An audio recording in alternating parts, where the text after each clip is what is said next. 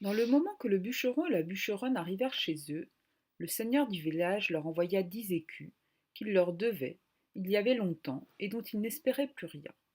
Cela leur redonna la vie, car les pauvres gens mouraient de faim. Le bûcheron envoya sur l'heure sa femme à la boucherie. Comme il y avait longtemps qu'elle n'avait mangé, elle acheta 3 fois plus de viande qu'il n'en fallait pour le souper de 2 personnes. Lorsqu'ils furent rassasiés, la bûcheronne dit: Hélas, où sont maintenant nos pauvres enfants? Ils feraient bonne chère de ce qui nous reste là. Mais aussi, Guillaume, c'est toi qui les as voulu perdre. J'avais bien dit que nous nous en repentirions. Que font-ils maintenant dans cette forêt? Hélas, mon Dieu, les loups les ont peut-être déjà mangés. Tu es bien inhumain d'avoir perdu ainsi tes enfants.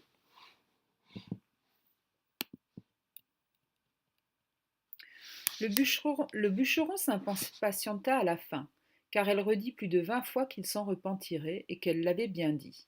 Il la menaça de la battre si elle ne se taisait. Ce n'est pas que le bûcheron ne fût peut-être encore plus fâché que sa femme, mais c'est qu'elle lui rompait la tête et qu'il était de l'humeur de beaucoup d'autres gens qui aiment fort que les femmes disent bien, mais qui trouvent très importunes celles qui ont toujours bien dit. La bûcheronne était tout en pleurs. Hélas, où sont maintenant mes enfants, mes pauvres enfants?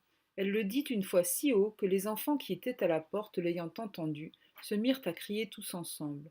Nous voilà, nous voilà! Elle courut vite leur ouvrir la porte et leur dit en les embrassant: Que je suis aise de vous revoir, mes chers enfants. Vous êtes bien lasses, et vous avez bien faim. Et toi, Pierrot, comme te voilà crotté, bien que je te débarbouille. Ce Pierrot était son fils aîné, qu'elle aimait plus que tous les autres, parce qu'il était un peu rousseau, et qu'elle était un peu rousse.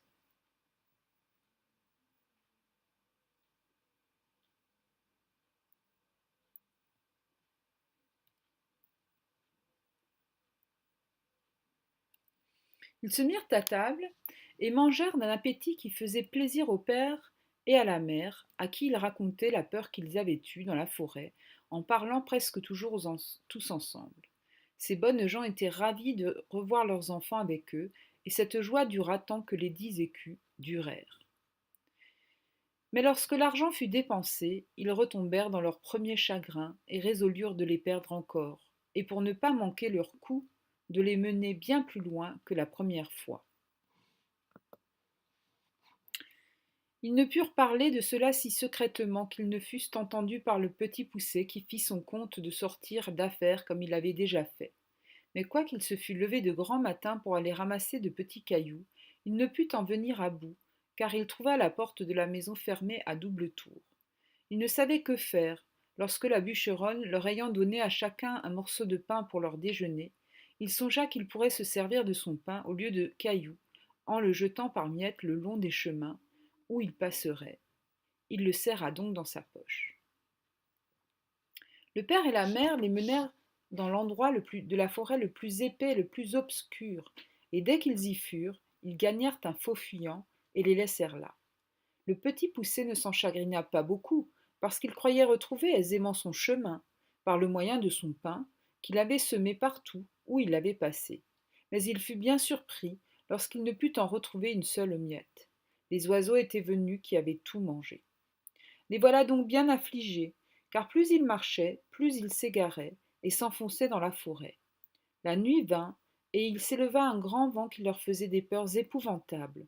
Ils croyaient n'entendre de tous côtés que les hurlements de loups qui venaient à eux pour les manger. Ils n'osaient presque se parler, ni tourner la tête.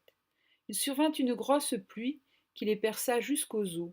Ils glissaient à chaque pas et tombaient dans la boue, d'où ils se relevaient encrottés, ne sachant que faire de leurs mains.